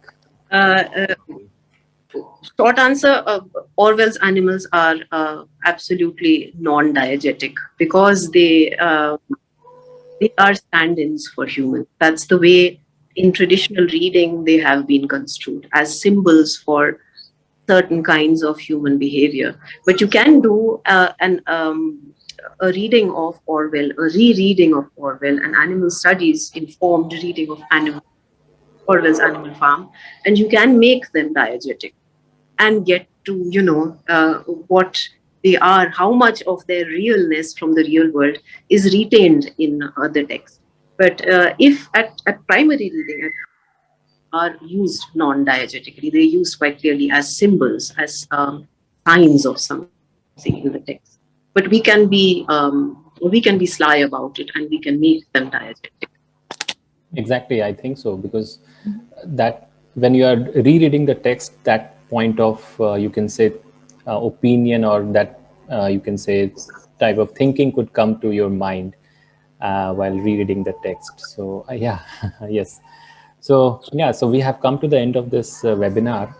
So I would like to thank Dr. Anu Pande for accepting our request to give a lecture on a very different topic, which is actually not discussed a lot in the academia. But since she has spoken about it and so many people from different part of the world have joined, I am very much happy that everybody must have found it very like interesting and informative also. So, and I also thank the participants who joined the webinar, and they gave like they presented their questions and their opinions and their thoughts about the presentation. So it just gave a very different view, because everybody reads texts related to animals, literary text, but generally we ignore the other perspective which Anu was just talking about. So especially that the painting in which like the photograph in which people were making the drawings of the animals in the inside the like that zoo they were doing it, I think, or maybe in the circus they were doing it. So that other perspective which she has explained, I think that was really very interesting and thought-provoking. So thanks again, Anu, for coming to this webinar, and hopefully we can have another session, something which is related to it, or maybe something which is of your area of interest. And I also thank Aarti for bringing Anu to this platform and having it through our university. So thanks, everybody. Thank you. Have a nice day. Thank you for facilitating it, Dr. Gaurav. Also. Yeah, thank you. To you also. And Yeah. thanks again, Anu. And with regard to the recording of this session, like, yes, as this whole session is being recorded, so if Anu is fine, then we can share it to the participants. This recording can be shared to them. I will just... Yes, please do, because a few people also wrote to ask me if that they would have liked to attend, but it's middle of the night for them since they're in the US, for example. Yes, yes. And I'm perfectly fine with you sharing the recordings. So hopefully, yeah, Aarti. I just wanted to say that some of them also would like to have the PPT. So is it okay to share the PPT of your, like, are you fine with that? Go ahead, no problem. Okay. Yeah. So yeah, so hopefully within 1 or 2 days, like we will share the recordings of this particular session, and then also through while sharing the link, we will be also sharing the email of Dr. Anu, so that they can contact you if they want to know something more, or they want to discuss anything related to this topic. Okay. Absolutely. Any feedback, suggestions, criticism is very welcome. Please feel free to write in and share your thoughts. Yeah. Yeah. Thank you so much for organizing this, asking me to be the person to speak, and to all the participants for your patience and for your willingness to set aside some of your Saturday to listen. Yeah. Thank you very much.